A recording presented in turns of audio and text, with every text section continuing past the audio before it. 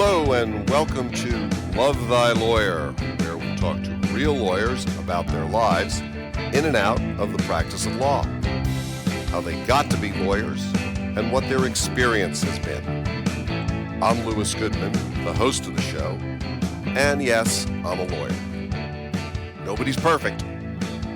He specializes in underdog litigation. He is the David taking on the Goliaths of industry, government, and insurance. He is considered one of the most effective trial lawyers in the state, a super lawyer with multiple 7- and 8-figure verdicts and settlements. He's been featured on CNN, the Law Flip podcast, and Settlement Nation, among others.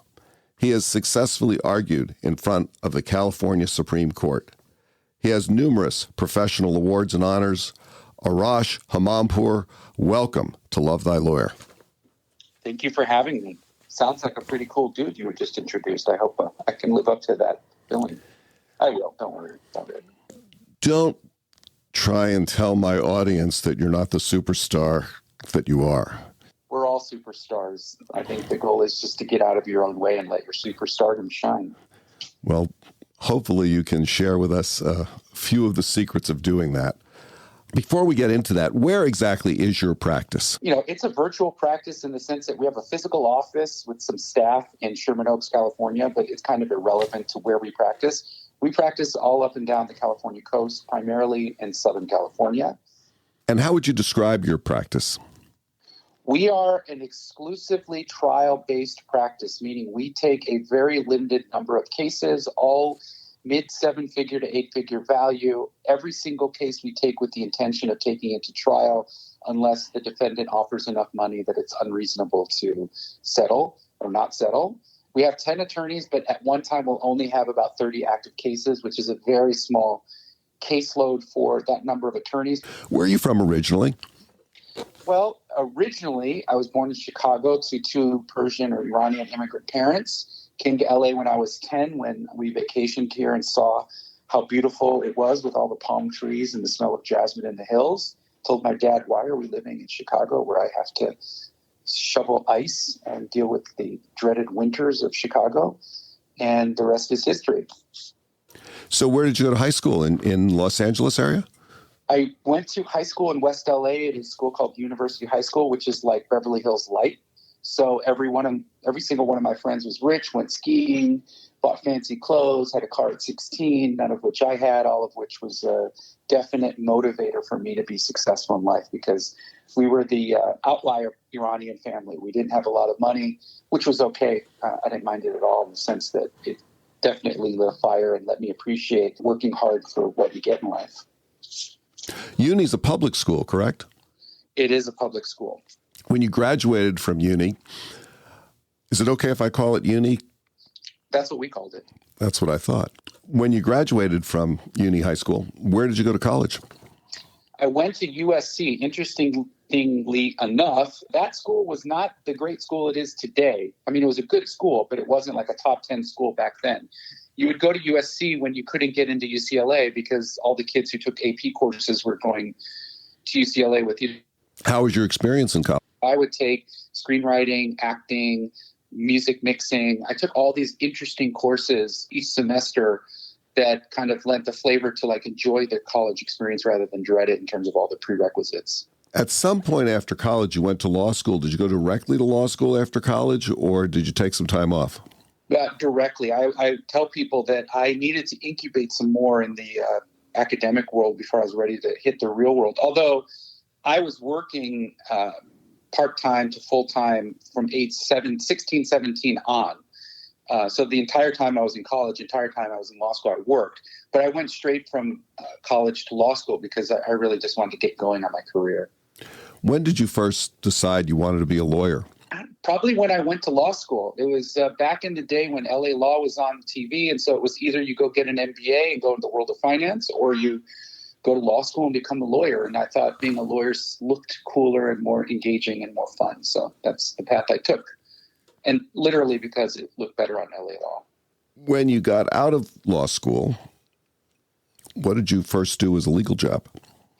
Well, I went to, it's a great school, Southwestern, but it's not like you're going to get a killer job if you don't graduate within the top, 15 or 20. So I didn't have any job offers. The only one that would hire me was my uncle, a medical doctor who did a lot of transactional work and was involved in a lot of litigation and thought he could use his nephew to clean up and handle a lot of his messes efficiently. And that's what I did. Kind of learned as I went along. All in law school, I clerked for a lawyer doing legal stuff, but not officially licensed as a lawyer. So I knew what I was doing by the time I graduated law school. I knew how to do pleadings, discovery. I knew how to take a deposition. So by the time I graduated and passed the bar, I was of actual value to my uncle and his medical practice and his investments and other various things he did. What prompted you to leave that situation and go out to start your own firm? Well, I started my own firm at the same time that I was working for my uncle. My intention was always to have my own. I just needed the money like everybody else does to pay the rent and overhead, et cetera. So I worked for my uncle, and then he allowed me to do allowed me to do some of my own cases. And from the get-go, it was always a concept of start small, medium, then go to big, then go to super big, and go to keep going in terms of the case size. It was always my intention to gravitate towards larger cases. But obviously, when you're first starting out, no one's giving you big cases because you have to prove yourself. So I had to be patient and prove myself case by case, which is what I did. Was there something that attracted you to tort law? Yeah, it's just literally, it's my personality, high risk person. I don't like small rewards. I like big rewards. Like literally, I tell people if I go to Vegas, the only thing I want to do is roulette, like, $100 on one number because that makes it worth it. A 1-to-1 or 1-to-5.1 odd is not enticing for me. So it's kind of how I live my life is I want big gains, big risks, big rewards. And tort law is definitely somewhere where if you have that kind of mentality and you're fearless and you love what you're doing and you want to make a difference, it's the perfect occupation, perfect profession. How is actually practicing law either met or different from your expectations? Oh, it's way more fun, way more engaging. When you start out, it's kind of dreary and cumbersome to learn all the basics. You have to, and not knowing what you're doing. If you're a type A person and you need to understand things inside and out before you feel comfortable, it's hard. It's going to take you time. But then once you get the swing of things and you learn things and you are open and you kind of are efficient in the way you learn, you can pick up different and more complicated topics. So it gets easier as it goes along, I would say, for sure. But you never stop learning. You're never there. You're always a student. Now, I know you've had some real success in terms of verdicts, that sort of thing. But before we get to that, what about just the day-to-day nuts and bolts business of practicing law? How's that gone for you? And how's that either met or different from any expectations about it that you might have had? Well, I definitely have surpassed any expectations I have in terms of being a businessman because I'm not a good businessman. And so I'm like every good professional. I know what my limitations are. I learned what my limitations are, and I learned how to delegate. And the key to a successful business in any arena is to surround yourself with competent, loyal, loving, good people. So I delegated all of the business side to my cousin, and he runs the firm, and it's a great combo where he gets to use his unique talents to help the firm exist and grow, and I get to use my unique talents to be the trial lawyer that I am. But, business is hard, and half of being a trial lawyer or a lawyer is your therapist, your photocopy person, your repair person, your consultant, your HR, your businessman, you're all that stuff. So you got to wear many, many hats to be a successful trial lawyer. And the goal is, as you grow your business, to bring in and keep talented individuals to take over those roles so that you can focus on what you do best. I tell people, you could dry clean your shirts yourself. You could clean them, iron them, starch them, do whatever. But at one point, that $3 a shirt doesn't make sense for the $3 of your time, and you have to delegate. So that's how life is. You want to delegate as many things as you possibly can so that frees you up to do what you're best at. Now, speaking of what you're best at, you've had successful litigation, and I'm wondering if you could tell us about One of those, one that came to mind for me is just before I came into my studio here to record this, the air conditioning has been going crazy in my building, so I brought my space heater in to warm it up a little bit, and it made me think of you. Can you give me any reason why that might have been? Well, yeah, I had this space heater case against a gigantic defendant, Sunbeam, multi-billion-dollar parent entity. The case was tried in Orange County Federal Court, which is one of the most conservative jurisdictions with limited voir dire, and trials are done completely different than in state court with not a lot of leeway and wiggle room. Like literally you're doing everything from a podium, whereas in a state court, you're allowed to walk around in the courtroom. And in that case, the defendant offered like $5,000 to settle a huge wrongful death, serious product liability case that we ultimately got approximately $60 million on, which was upheld by the Court of Appeal after multiple challenges, I think even to the Supreme Court. So that space heater case is just one of many types of cases where if you look at it originally, you're like, how can you win this case? The defense seems super strong. Basically, it involved a family wanting to save money on the heating expense, and so they used space heaters.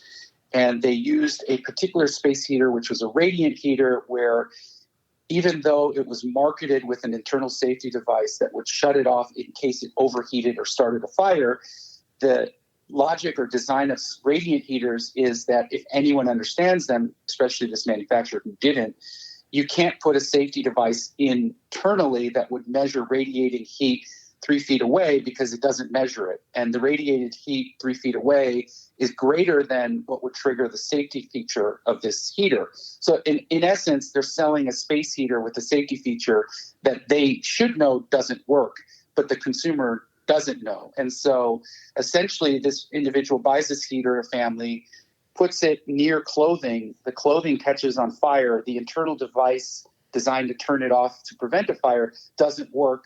The consumer user doesn't know. A wife dies. 3 kids are left without a mom. Husband is left without his best friend, without his wife. All because this defendant sold the space heater with a safety device that should never have been sold with that device. Now, to get to the way I explained it to you, took 3 years, $700,000 in costs, 50 depositions, millions of pages of terabytes of data. But that's what I do. I take complicated things, make it simple for everyone to understand, and explain why this defendant has to be responsible for what they sold, which was a defective product. Jury agreed and awarded appropriate damages. How come the case was in federal rather than state court? Some cases go to federal court if there's not diversity, meaning if there's not a California defendant, then the defendant can remove it to federal court.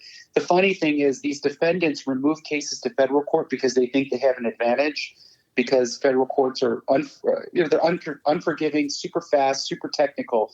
But what these defendants don't understand is that's my realm. I mean, I live for technical rules. I live for, less is more. I live for speed. I live for formal rules. I thrive in that environment. So when they remove it thinking, aha, we got an advantage, they have no idea they don't. They have a disadvantage.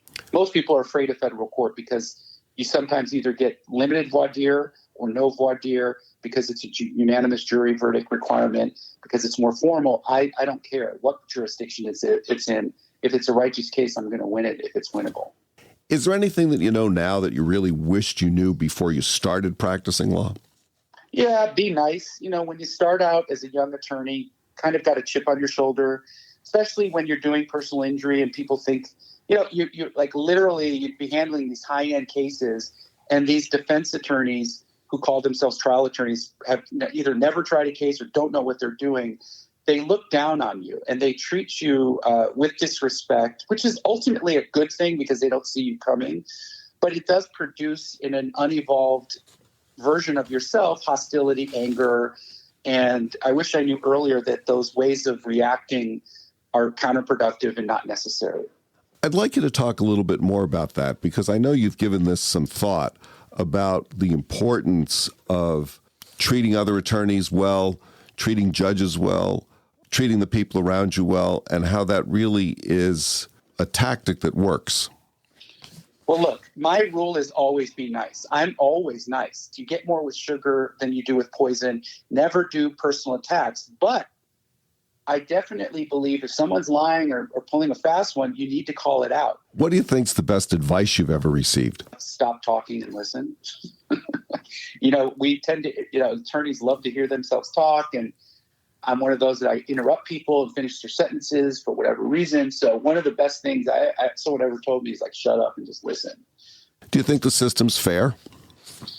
Of course it's fair. Yeah, I mean, it's beyond fair. There's so many opportunities for either side to get justice. Now, I mean, if we're going to talk fairness, in reality, it's not as fair for plaintiffs because these defendants and their insurance companies and their law firms, they can drag things out. They can withstand sanctions. They can play games. They do play games because for them, a $5,000 sanction order for deliberately not producing records they should have produced is nothing. Whereas for the plaintiff, that could be case ending. So there is an inherent unfairness in the sense of the disparity between the power of the plaintiff versus the power of the defendant. But that's where trial attorneys come in. Plaintiff trial attorneys try and level the playing field and really hold anyone accountable. It doesn't matter how big you are, how many law firms you have. We're going to take you down if justice requires you to be. If a young person was just coming out of college and thinking about a career, would you recommend law as a career? Absolutely. Every single successful businessman, businesswoman, most of them, not every single, most of them, if you look at, have a trial, have a JD or a law background. It's a wonderful way to look at life, analyze things, issue spot, argue, know when not to argue, et cetera. So I think at a minimum, it's a good base for any career. But I think if you are passionate about making a difference and helping people and making big changes, being a lawyer is the best occupation there is. So let's say a young attorney were to come to you and say, give me your advice, Arash. What would you say to that individual? I get this question all the time. Be the best human you can be. Stop focusing on being the best trial lawyer or lawyer you can be. Be the best human. Inside, outside the courtroom, there should be no distinction between who you be. Become self-aware, be kind, be genuine, be physically fit, be mentally fit. Don't be selfish. Give back to others. Come from your heart. Be the best human you can be, and then you will shine anywhere you go. Well, what sort of things do you do in your personal life in order to achieve those goals? Exercise, yoga, read a lot of self-help books. So my advice is just be the best person, read up as much as you can, learn what it is to be human, learn how humans work. You understand that you're never there. It's always a work in progress. There is no nirvana. Always understand that no matter what your circumstance, there's always joy and gratitude to be found no matter what. That's my advice. I think you said there's 10 attorneys that work in your firm now. Yeah, we're hiring some more as we speak. So what do you look for in attorneys that you hire? Have to be able to work independently, have a brain, care about what they do, love what they do, have a good work-life balance. I don't want my attorneys overworking themselves. If they're working on the weekend, I really just say, hey, take the weekend off if you can. Usually they're only working on weekends if they absolutely have to. But just, good work product, kind, polite, manners, smart, go-getters, passionate. Doesn't matter what college they went to, doesn't matter what law school they went to, doesn't matter what grades they have. I could care less. It's really just their output and results that count and the way they do it. You're someone who has said that you can achieve pretty much anything that you want to do by putting your mind to it. It's the truth. That's the truth in America, of course. You can do anything. Can you be a little specific about some things that you could say, okay, here's something where seems impossible, but I achieved it by putting my mind to it? Well, I want to be a DJ. I did it. I want to make music. I did it. I want to start a record label. I did it. I want to be the best trial attorney in the world. I did it. I want to be the best dad in the world. I did it. I want to be the best husband in the world. I did it. Whatever it is you want to be, whatever it is you want to do, whatever title, whatever character you want to construct, the only one standing in your way is you, literally. So dream it, do it, be it, aim high. That's my motto. Tell people, Elon Musk's idea of aiming for the stars is putting people on the moon, and the guy's going to do it. We're going to have space travel, right? There's no doubt. And there's no difference. He's a human. He's made of flesh and bone, just like everybody else. The only distinction is he believes in it. He enrolls other people in doing it, and he's done it. but you can do whatever you want to. Have you had any interesting travel experience? Oh, I mean, one of the amazing things about being a trial lawyer and having a successful plaintiff practice is that you can make a really good living and travel all over the world. I grew up very, very poor. Our idea of travel when I was young was driving up to Lake Tahoe and watching my dad negotiate a $20 motel room down to $15. Literally, that was my travel experience. There's nothing wrong with that, but that's not the same as taking your kids to Italy and Spain and France and, El Salvador and Guatemala and Mexico. One of the perks of having a successful law practice is that you get to do things you would never otherwise get to do. And, my life is about experiences, not about things. And the more experiences I can have, the more I can grow as a human.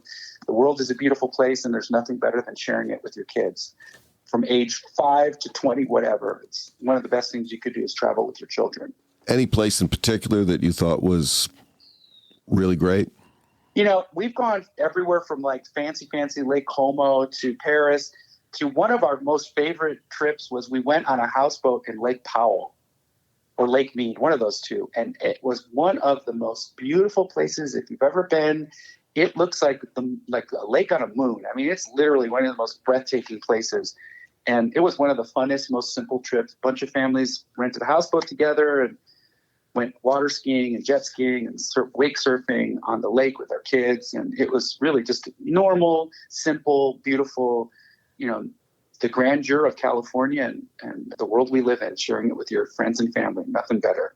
We touched on this, but what about some recreational pursuits? What sort of things do you like to do outside of practicing law?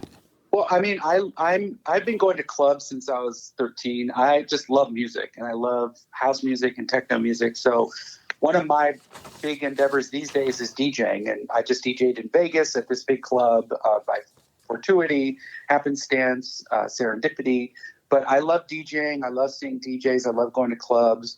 I love hanging out with my friends. I love living life. If you couldn't be a lawyer, do you think that you'd want to be a rock star? 100%. I mean, I tried to be a rock star. I just didn't have the talent. So I always joke that I've turned rock star as a lawyer. But I'm not giving up on that. One of my goals is to play Coachella as a DJ, and it's going to happen within the next 2 years for sure. Let's say you came into some real money. Now, I know you've made some good money in your practice, but what if you came into real money, a few $1 billion? What, if anything, would you do differently in your life? Nothing differently. I would just donate more than I donate now. If I came into $1 billion, I would make the most effective donations to get those kids in the universe who are not having access to their full potential have access. There are so many children in this universe, in this world. Let's stick with Earth first. There are so many kids on this Earth who, because of their environment or their economics or their parents or whatever, will never live up to their potential, but have the potential to be the next Elon Musk or Obama or Oprah or whatever. So if the more money I get, I'm more about transforming the lives of those kids out there who can make a difference, who don't have a chance, who don't know they have a chance. That's what I would do. Let's say somebody gave you 60 seconds on the Super Bowl, and you could say whatever you wanted to the world on the Super Bowl, big audience. What would you say to the world? I would literally say, be nice. Let's stop this polarized existence where we all hate each other. Let's find common ground. Let's go out and inspire kids who don't even know that they're going to be future leaders to be future leaders. Let's focus on making the earth a better place. Let's focus on making it better for everybody. Let's focus on sharing the wealth.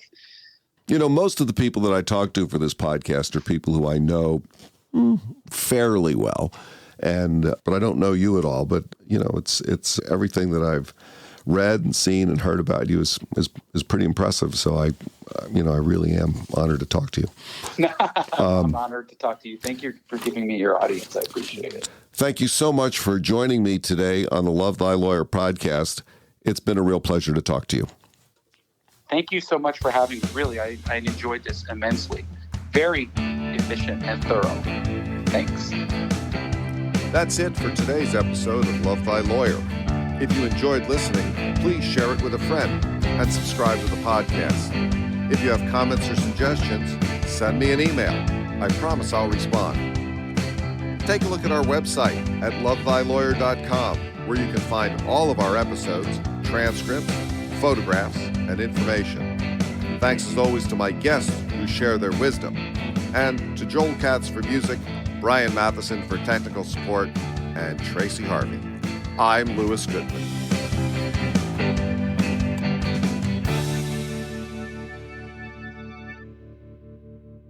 I don't have to show how smart I am, but, just shut up and listen. It's an effective one for trial attorneys because it's very difficult for a lot.